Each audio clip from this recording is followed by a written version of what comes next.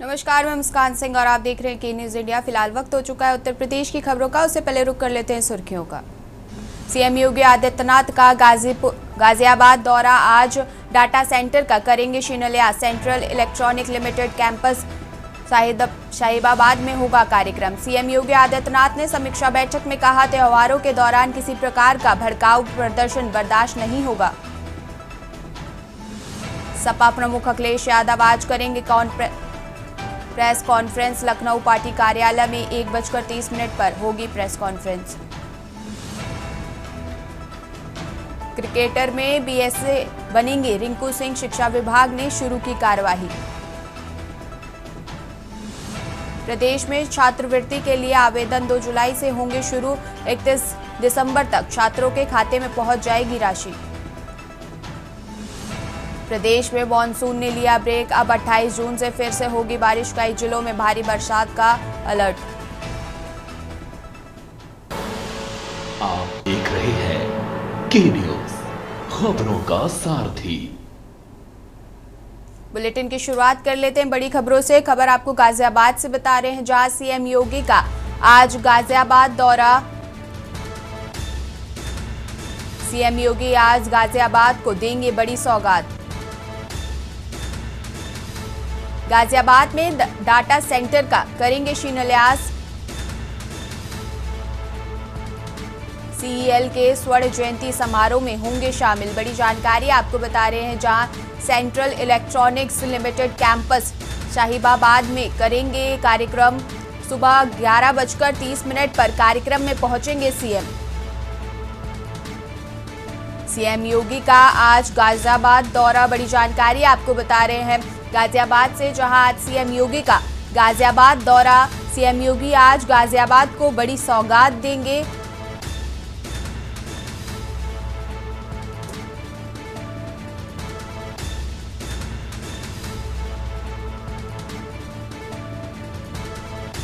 गाजियाबाद में data centre का करेंगे शिलान्यास। बड़ी जानकारी आपको बता रहे हैं, सीईएल के स्वर्ण जयंती समारोह में होंगे शामिल।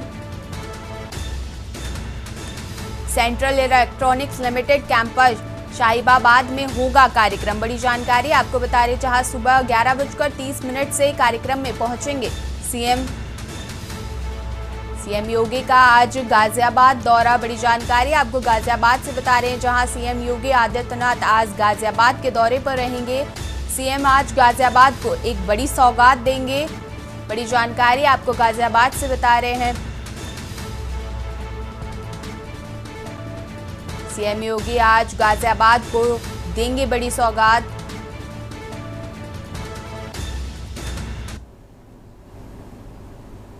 खबर आपको लखनऊ से बता रहे हैं, जहां अखिलेश यादव की प्रेस कॉन्फ्रेंस।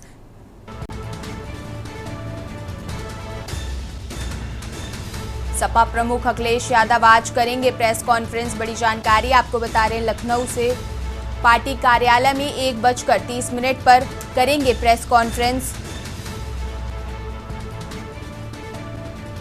महत्वपूर्ण बिंदुओं पर चर्चा करेंगे अखिलेश यादव। बड़ी जानकारी आपको लखनऊ से बता रहे हैं, जहां आज अखिलेश यादव की प्रेस कॉन्फ्रेंस। सपा प्रमुख अखिलेश यादव आज करेंगे प्रेस कॉन्फ्रेंस। पार्टी कार्यालय में 1:30 पर करेंगे प्रेस कॉन्फ्रेंस। बड़ी जानकारी आपको बता रहे हैं, जहां महत्वपूर्ण बिंदुओं पर चर्चा करेंगे अखिलेश यादव। लखनऊ से आपको जानकारी बता रहे हैं, जहां आज अखिलेश यादव की प्रेस कॉन्फ्रेंस। सपा प्रमुख आज प्रेस कॉन्फ्रेंस करेंगे 1:30 पर। पार्टी कार्यालय में प्रेस कॉन्फ्रेंस करेंगे अखिलेश यादव। ज्यादा जानकारी के लिए हमारे साथ हमारे संवाददाता कौशलेंद्र उपाध्याय जुड़ चुके हैं। कौशलेंद्र, आज सपा प्रमुख प्रेस कॉन्फ्रेंस करने जा रहे हैं, क्या महत्वपूर्ण बिंदु रहेंगे जिन पे वो चर्चा कर सकते हैं? बिल्कुल, देखिए जो समाजवादी पार्टी की बैठक लगातार चल रही है और कुछ न कुछ ऐसे कार्य जो पार्टी हित के लिए कर रहे हैं। देखिए, जो आगामी चुनाव हो, चाहे वो जिला पंचायत हो या विधानसभा चुनाव हो, उसको लेके अखिलेश यादव तैयारी कर रहे हैं और लगातार मीडिया से रूबरू हो रहे हैं। सिर्फ हफ्ते में एक दिन गैप करके डेली 1:30 बजे 12 बजे प्रेस कॉन्फ्रेंस बुला रहे हैं। अभी जैसे जिस तरह सीतावा की घटना हुई है उसमें जो गिरफ्तारी हुई है, क्योंकि देखिए वहाँ पे जो घटना हुई कहीं न कहीं उससे पूरे प्रदेश में एक नया जैसे विवाद बढ़ने के संकेत मिल रहे थे, उसको लेके कल परसों उन्होंने प्रेस कॉन्फ्रेंस की। और ऐसे ही जैसे तमाम जगहों पे जब देखेंगे कुछ ऐसी घटना होती तो उसको लेकर अखिलेश यादव प्रेस कॉन्फ्रेंस करते रहते हैं। जी कौशलेन जी, बहुत बहुत धन्यवाद आपका ज़्यादा जानकारी के लिए। लखनऊ से आपको बड़ी जानकारी बता रहे हैं, जहां आज अखिलेश यादव प्रेस कॉन्फ्रेंस करेंगे, महत्वपूर्ण बिंदुओं पर चर्चा करेंगे। अखिलेश यादव आज 1:30 पर पार्टी कार्यालय में प्रेस कॉन्फ्रेंस करेंगे। अखिलेश यादव, बड़ी जानकारी आपको लखनऊ से बता रहे हैं।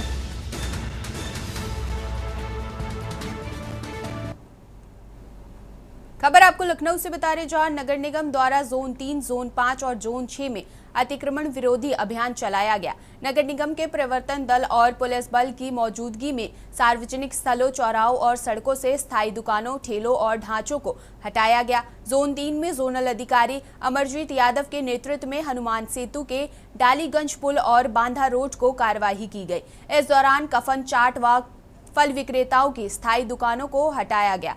एक लोहे और ठेला जब्त किया गया। साथ ही बंद मटन चौराहे पर कच्ची खाने की दुकानें और गैराज भी हटाए गए। जोन 6 में जोनल अधिकारी मनोज यादव के नेतृत्व में वार्ड कन्हैया, मधुवन प्रथम, हैदरगंज द्वितीय और चौक बाजार क्षेत्रों में कार्यवाही की गई।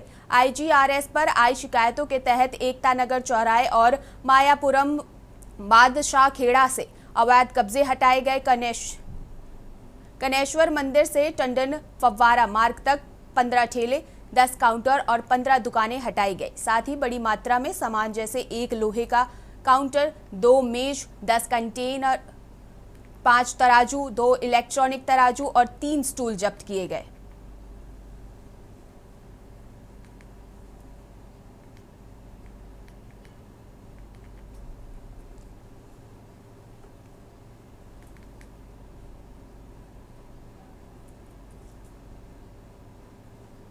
खबर आपको लखनऊ से बता रहे हैं, जहां भारतीय क्रिकेटर रिंकू सिंह अब शिक्षा क्षेत्र में अपनी नई पारी की शुरुआत करने जा रहे हैं।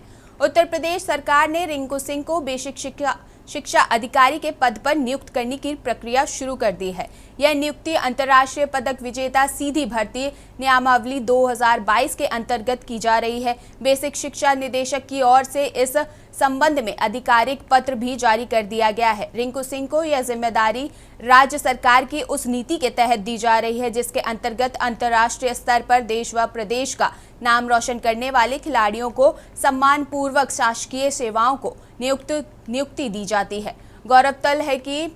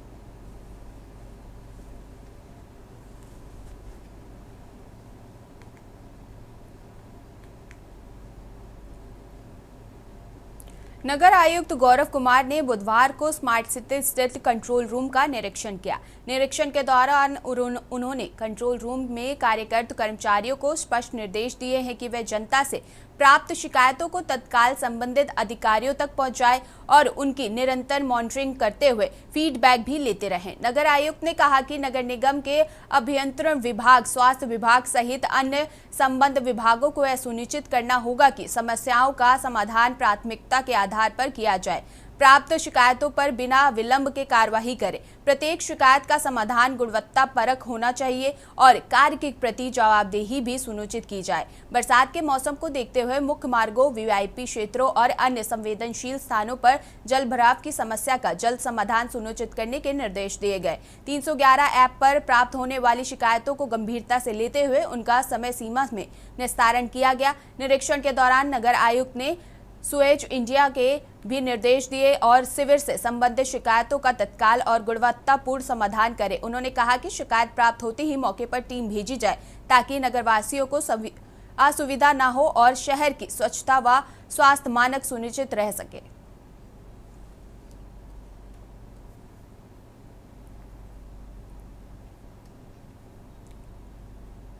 खबर आपको ललितपुर से बता रहे हैं, जहां जल शक्ति मंत्री स्वतंत्र देव सिंह ने विभागीय प्रमुख सचिव अनुराग श्रीवास्तव व एमडी राजशेखर सिंह के स्थान 7 विभिन्न गांवों का दौरा किया। इस दौरान मंत्री ने संबंधित गांवों में भ्रमण करते हुए हर घर जल योजना की जमीनी हकीकत को परखा।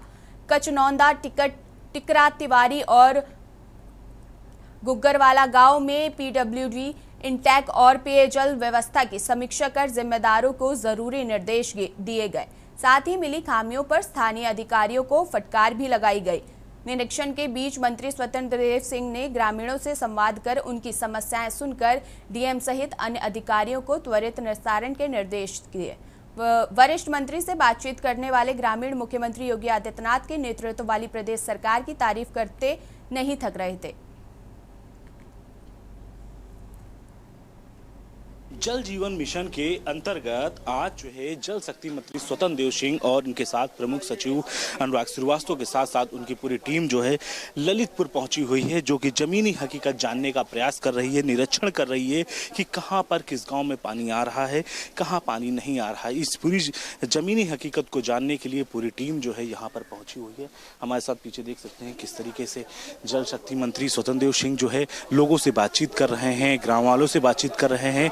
इसके साथ साथ ये जानने का प्रयास कर रहे हैं कि आखिर कौन कौन से गांव ऐसे हैं जहां पर पानी अभी तक नहीं पहुंचा है, या पानी जो जल जीवन मिशन है, जो हर घर जल योजना है, उस योजना के अंतर्गत कहां कहां पे पानी पहुंच रहा है और कितने गांव में अब तक पानी पहुंच चुका है। तो ये ललितपुर में है इस वक्त, और ललितपुर में सुबह से जो है लगातार दौरा जो है करते हुए नजर आ रहे हैं और जमीनी हकीकत जानने का प्रयास कर रहे हैं कि किस तरीके से यहाँ पर निरीक्षण किया जा रहा है। और साफ तौर पे चाहे फिर वो हर घर जल योजना के अंतर्गत हर घर में जल आने की बात हो या फिर तमाम तरीके की चीज़ों का निरीक्षण हो, तो वो फिलहाल जो है यहाँ पर करते हुए नजर आ रहे हैं जल शक्ति मंत्री। और अपनी पूरी टीम के साथ में अगर बात करते हैं तो लगातार इस पे जो है वो चर्चा करते नजर आ रहे हैं कि आखिर किस प्रकार से कहाँ पर जल की पूर्ति पूरी तरीके से हो पा रही कि नहीं आ पा रही। तो यानी कि आज वो लखनऊ से चल करके ललितपुर पहुंचे हुए हैं और ललितपुर में हर गांव, आधे से ज़्यादा गांव में जा करके निरीक्षण करते हुए नजर आ रहे हैं। कैमरामैन आदित्य तिवारी के साथ मैं संदीप मिश्रा, ललितपुर। खबर आपको लखनऊ से बता रहे हैं, जहां गोसाईगंज जेल में पेशी के बाद लौटते समय हत्या के आरोपी रफत खान और उसके साथियों ने कैदी मोहम्मद फदीन और जेल वैन में जमकर पिटाई कर दी। जेल वैन में पुलिसकर्मियों की मौजूदगी में बंदी को पीटा जाता रहा, लेकिन किसी ने दबंगई कर रहे हमलावरों बंदियों को रोकने का जहमत नहीं उठाया। चर्चा यह है कि हस्तक्षेप की पहल करने के एक सिपाही की बात को अनसुना कर दिया गया, जिससे क्षुब्ध होकर संबंधित सिपाही ने ही मारपीट का वीडियो बना लिया, जो अब सोशल मीडिया पर वायरल हो रहा है। अधिकारी मुंह भले नहीं खोल रहे हैं, लेकिन वीडियो का संज्ञान लेकर अंदर खाने में जांच शुरू कर दी गई है।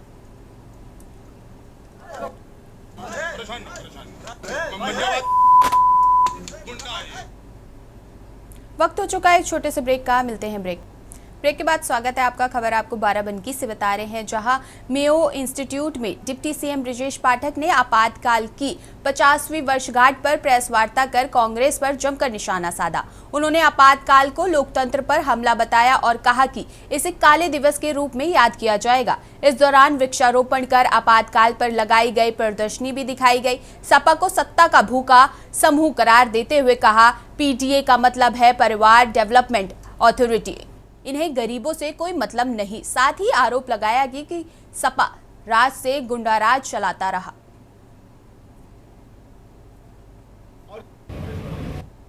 बहुत ही दुखद और कष्टकारी दिन रहा है।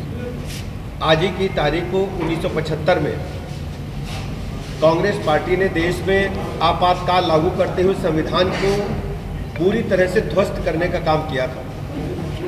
संवैधानिक अधिकारों की हत्या हो गई थी। नागरिक अधिकार पूरी तरह से सस्पेंड कर दिए गए थे। दैविक आज़ादी पर प्रतिबंध लगा दिया गया था। प्रेस का गला घोंट दिया गया था। सबसे बड़ी बात यह थी, भारत की आज़ादी के मात्र कुछ वर्षों के बाद कांग्रेस पार्टी के नेता ने सिर्फ अपनी कुर्सी को बचाने के लिए माननीय उच्च न्यायालय के निर्णय से अपने को बचाने के लिए देश पर आपातकाल थोपने का काम किया था। और ये वो दौर था जब युवा भारत तेजी से आगे बढ़ने के लिए पांव पसार रहा था। कांग्रेस पार्टी का नेतृत्व व्यक्तिवादी राजनीति कर रहा था। उनको देश से, समाज से कोई लेना देना नहीं था। एक व्यक्ति के हाथ में सत्ता केंद्रित होकर रह गई थी। खबर आपको इटावा से बता रहे हैं, जहां कथावाचकों के साथ हुई अपमानजनक घटना के विरोध में विभिन्न संगठनों ने प्रदर्शन किया। यादव महासभा, छात्र सभा और किसान यूनियन पदाधिकारियों के नेतृत्व में प्रदर्शनकारी कलेक्ट्रेट पहुंचे और उन्होंने जोरदार प्रदर्शन किया। उन्होंने डीएम को सौंपे गए ज्ञापन में दोषियों के खिलाफ कड़ी कार्रवाई की मांग की है। छात्र सभा के जिला अध्यक्ष हरीश यादव 4 गिरफ्तारियों को नाकाफी बताते हुए दावा किया कि मामला अंजाम देने के बाद आधा सैकड़ा से अधिक लोग शामिल हैं। किसान यूनियन अध्यक्ष दिनेश यादव ने जल्द कार्रवाई न होने पर मुख्यमंत्री आवास का घेराव करने की चेतावनी दी।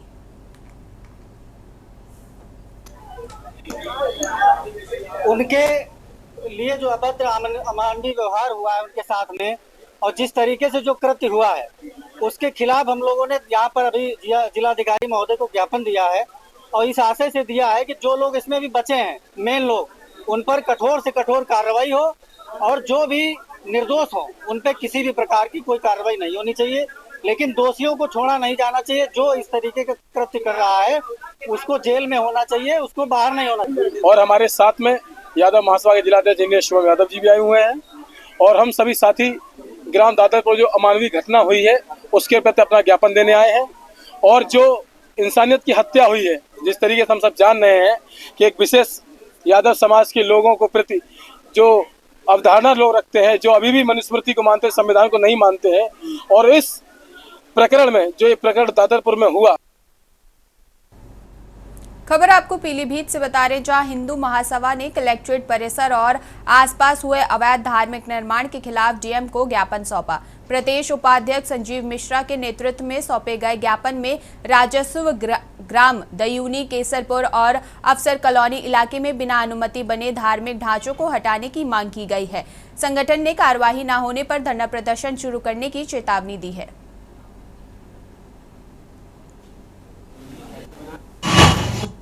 तो मस्जिद को लेकर आपने तो कुछ महीनों पहले एक आरटीआई डाली थी, क्या स्टेटस आज उसका क्या स्टेटस है? स्टेटस जो है घाटा संख्या 465 और घाटा संख्या 365 जो नॉन जेडे में दर्ज है। नॉन जेडे का मतलब होता है पीडब्ल्यूडी के अधीन सरकारी जमीन पे मस्जिद और मजार बना होना। ये किसने बनवाई है? जब मैंने डाला 2 बिंदुओं पे मैंने इस पे आईटीआई डाली थी, जिसमें दोनों बिंदुओं पे आया कोई मालिक नहीं है इसका। खबर आपको नोएडा से बता रहे हैं, जहां कांवड़ यात्रा को देखते हुए नोएडा में बिजली विभाग ने तैयारी शुरू कर दी है। कावड़ मार्ग पर पड़ने वाले 700 खंभों में से 160 पर टैपिंग कर कार्य पूरा कर चुका है। शेष पर काम जारी है। 55 ट्रांसफार्मरों से 16 की बैरिकेडिंग पर कर दी गई है, बाकी पर काम प्रगति पर है। इसके अलावा 43 हाई टेंशन लाइनों के नीचे नेट लगाने और उन्हें टाइट करने का कार्य भी जारी है। विभाग सभी कार्यों की मॉनिटरिंग रोजाना कर रहा है ताकि यात्रा के दौरान किसी भी प्रकार की असुविधा न हो। कांवड़ को लेके हम लोग क्या करते हैं कि हमारे कांवड़ यात्रा की जो रूट डिसाइड मैनेजमेंट द्वारा की जाती है, प्रशासन द्वारा, उसमें जितने भी हमारे पोल पड़ते हैं लोहे के, उन पे हम लोग रैपिंग कराते हैं, कोटिंग, ताकि करंट की घटना ना हो। इसके अलावा जो ट्रांसफॉर्मर उस रास्ते में पड़ते हैं उनकी हम लोग बैरिकेडिंग यानी कि फेंसिंग कराते हैं, जहाँ नहीं हो रही होगी तो, अगर हो रही है तो ठीक है। उसके अलावा जहाँ लाइन अगर कहीं झूल रही है तो उसको सैक कराते हैं। और जहाँ अच्छी लाइन गुजर रही है 11,000 33,000 की, वहाँ पे नीचे वाली गार्डिंग जो गार्डिंग कराते हैं, ताकि अगर तार टूटे तो ऊपर ही रहे, गार्डिंग में नीचे ना आए। तो ये हम लोगों ने चिन्हित कर लिया। करीबन 742 जगह ऐसी है पोल जहाँ रैप करना है। करीबन 55 ट्रांसफॉर्मर की बैरिकेडिंग होनी है और 43 जगह लाइन सैगिंग होनी है और 21 जगह लाइन की गार्डिंग होनी है। काम चल रहा है, लगभग 30% काम पूरा हो गया और बाकी अगले 10 दिनों में पूरा हो जाएगा। खबर आपको कानपुर से बता रहे हैं, जहां 50 साल पहले देश में कांग्रेस सरकार द्वारा लगाए गए आपातकाल को लेकर वर्तमान सरकार 25 जून को काले अध्याय के 50वीं बरसी कहते हुए इसको संविधान हत्या दिवस के रूप में मना रही है। इस दौरान कानपुर में बीजेपी सांसद रमेश अवस्थी ने जिला कार्यालय में प्रेस वार्ता कर मीडिया के सामने कांग्रेस सरकार की नीतियों, कार्यशैली, कूटनीति और संविधान पर आरोप और जनता को गुमराह करने की पोल खोली। इसमें पहले सांसद ने आपातकाल के समय की तस्वीरों, किताबों के चल रहे चित्रों और समाचार पत्रों, पत्रिकाओं की प्रदर्शनी का भी अवलोकन किया। फिलहाल बुलेटिन में मेरे साथ इतना ही। देखते रहिए के न्यूज़।